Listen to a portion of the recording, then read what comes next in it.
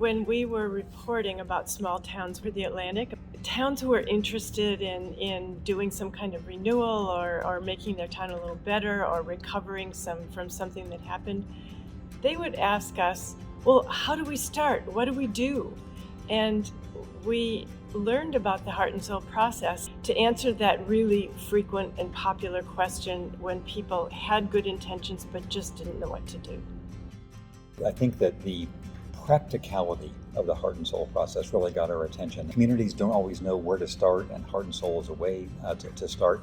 Also, it's message that everybody should be involved, everybody should be listened to, everybody should have his or her voice heard is something that seemed really important for the United States of our time. So we were glad to hear about that too.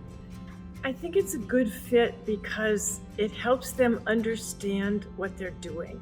There is a process to follow so they don't get lost and don't get off track and don't start bickering with each other, but it takes them from soup to nuts in a way that they can plan for, keep track of, proceed with, check off what's worked, tweak what hasn't worked.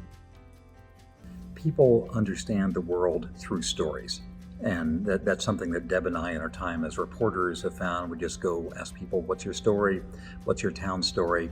And the emphasis in the heart and soul process of people telling their stories as individuals, as community members, as families, as people who either moved away or come back, or had various relationships with their town, that emphasis on community vision through individual stories, I think, is really important. People love to talk about their towns. We've found during our travels, when you start to ask somebody, so what's going on here and what makes you happy in this town, you learn so much about their towns and they never stop talking. And through all of those stories, you learn what the heart and soul of that town is. You see the individuality of the town.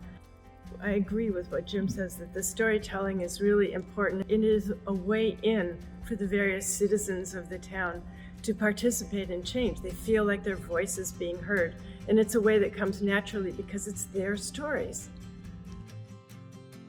I think the source of optimism in the U.S. now is the thousands of places around the country, in smaller towns and cities and regions and some states, where people are thinking, we can improve things here locally. We can make our community a better place for families to live. We can address the problems that are dividing us.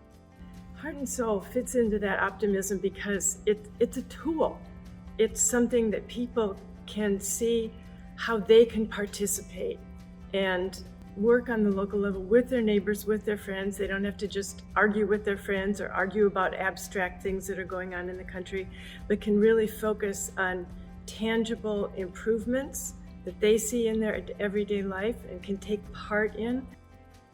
As reporters, we believe things we have seen, and in many, many communities around the country, heart and soul communities and at some other communities too, we've heard people say that they think things are getting better where they live. And I think in the heart and soul communities, we've heard countless people testify that going through the process has made them feel better about their neighbors, about themselves, and about the future of their towns.